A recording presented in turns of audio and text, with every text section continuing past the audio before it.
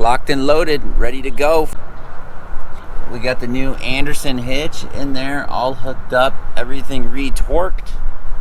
Got the trailer all hooked up. Everything is looking good. We're heading up to Mammoth, Bishop area, somewhere around there. We don't really know. We have a hike planned kind of in the area. We don't know exactly where we're gonna stop. But yeah, this is just some testing. Like I said, we're staying in California local at my parents' house while we switch rigs and kind of just getting everything all figured out. And then hopefully sooner than later, we will be back on the road full time. Well, I don't know. What do you guys think? I consider us still full time because we're still living in the trailer full time.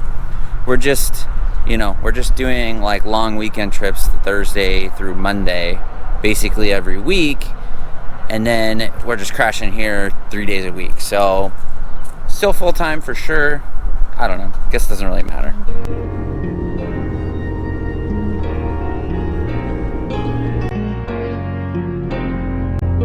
We have 3 or 4 really cool subscribers that constantly comment and are very positive and very nice people. Yeah. We appreciate that a lot, guys. We appreciate you. And by the way, make sure you hit that subscribe button. Bing, bing! Oh my gosh. Who brought this guy? Ay, ay, ay. Who brought him? So I'm filming out the window, and Jesse says if I drop the camera, then we can get a new one. So GoPro just came out with a new GoPro Max. It has 6 built-in microphones, a flip-up LED screen. It shoots 360 and straight ahead, just like a normal GoPro. It's pretty amazing. I mean, if it happened to fall out the window, I mean, let's be honest, we could go pick it up and it would probably still work. I'm sure it would be totally fine. She's filming me. She wants to do like a really cool, like, open the door, this is our view, like, video. Go for it. Show them. Yeah, but you're in my way, so you gotta... Show them. Show them. You gotta get out of my way. Show them what we got here. Here we go. Almost definitely just fell out of the trailer. This is our view of the beautiful Sierra Nevada mountains. It's pretty awesome out here. It got pretty chilly last night, like 50 degrees or so. But now it's quite nice out. T-shirt weather, I like it. So last night was interesting. We left Fossil Falls area, came up here, got here in the dark, fueled up, and every spot was taken for some reason, which is weird because I've been in this area a few times and there's always plenty of spots. I do know that there's a car show going on in Bishop right now, but I don't know. I don't really see a correlation between car show and boondocking, but you never know. But anyways, after going down a couple roads, we actually got out and like ran down a couple roads to make sure that a spot was free before we brought the trailer down there and had to back up on a dirt road in the dark. That would have been very difficult. And we know, don't show up at dark, it's a big no-no. We know that, but you know what? Sometimes you gotta do what you gotta do. So yes, we are walking down yet another dirt road. We are a few miles north of Bishop, California. Jesse, what do you have to say on the subject? That's all I have to say, is that's the information you're gonna get, is that we are boondocking north of Bishop, California. We recently got a comment on YouTube that wasn't the nicest, which is okay. Everybody has their opinion, totally fine. We don't feel like it's right to give exact coordinates because the lands are getting overused, they're getting stressed. People come out here, they dump sewage, they do a lot of stuff that you shouldn't be doing out here. They leave trash, whatnot. Yeah. So with a little bit of research and the knowledge of how to find a boondocking spot, we're going to tell you how we do it. Hopefully that doesn't come off the wrong way. It's more about preserving nature. And yeah, it's pretty simple. And there already are a lot of channels that give you exact spots. Yeah, and unfortunately the bigger channels, everybody knows about them, everybody watches the videos, and that's how places get overrun and destroyed and eventually shut down sometimes because people, not everybody, but some people go out and don't respect the land, and that's kind of a problem in our eyes. So yeah, and I mean, I'm not trying to say like, oh, people can't use the land or this or that. Of course not. The land is for everybody. But I think there's certain people who do the research and find these spots way out in the middle of nowhere. If you're gonna do that research, you're also gonna pick up your trash. You're not gonna dump sewage. You're gonna stay on trail. You're gonna do all that stuff that you're supposed to do. If you're doing the research to find the spot, you're gonna know the proper etiquette for the spot once you get there. Step 1? Step 1 would be pretty simple. Pick the state that you want to be in. So boondocking, there's a lot of resources, but picking the state is the first stop. That's pretty simple. I don't think there's really much to explain. Step 2 would be picking a region. So let's say you want to be in Northern California, for instance. Okay, I want to be in this national forest. So what I do is, first thing is I go check the national forest rules. Most of them you can stay for 14 days, give or take. A lot of national forests have more fire restrictions, so that's something you need to be aware of. California, you need a fire permit, another thing to be aware of. And then within that region, you can go on different apps, like Compendium is a great resource. Also publiclands.org. Publiclands.org is a great site, and that will show you interactive shaded areas that's either BLM or national forest. And then you can click those areas and basically see what restrictions are, and it gives you a really good overview of the area.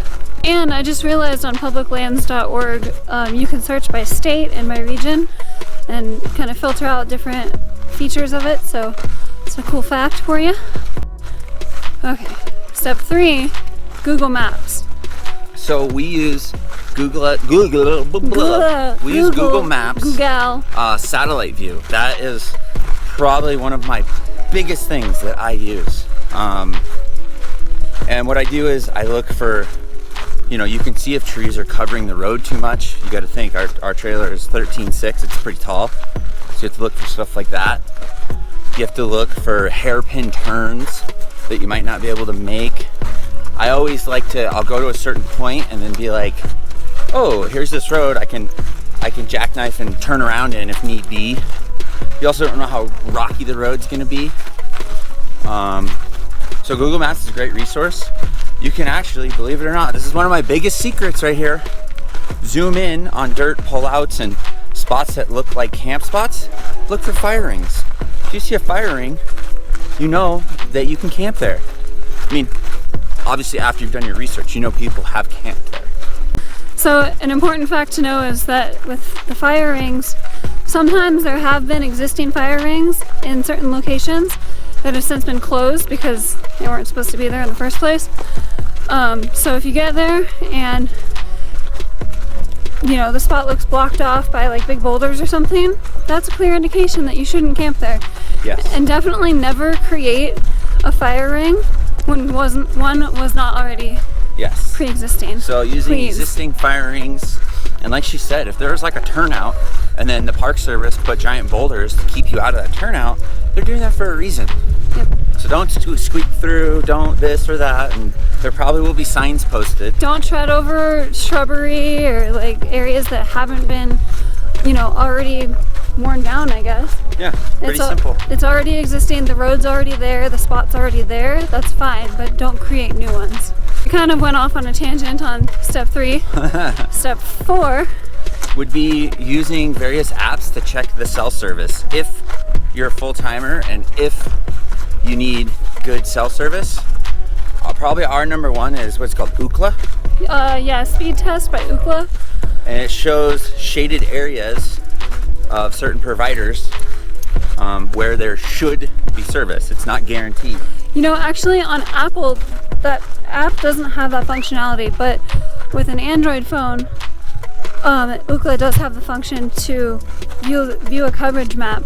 Yep. And there are various different tools out there. There's OpenSignal. We also there's another one called Coverage, I think, by the Mobile Internet Resource Center. That's a good one.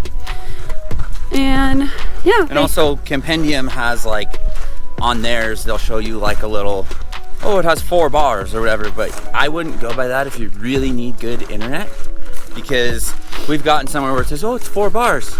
and it's like 1 megabit per second, which for us doesn't cut it. You always do a speed test if Yeah. you need to have internet for work or for whatever else you're doing. But if you're just going out to camp and enjoy and get away, Doesn't matter. then it doesn't matter. You can skip step 4. Yep. Step number 5 would be Basically, wherever you found your little spot on Google Maps, you drop the pin there, so this is where we want to camp. Click directions on Google Maps. It takes you there. As soon as you hit dirt, be aware though that you might need to get out and walk the dirt road beforehand.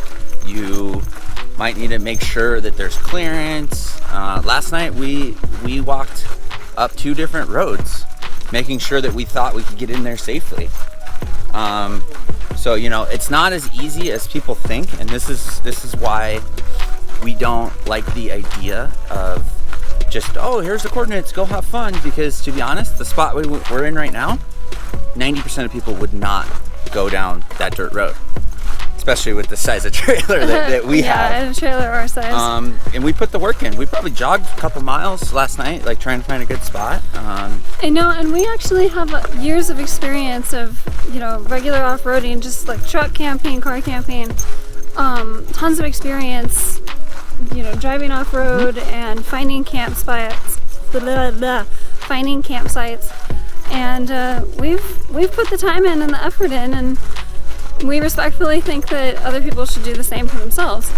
Yeah, I mean, just to kind of round out and reiterate, the land is for everyone to use, 100%.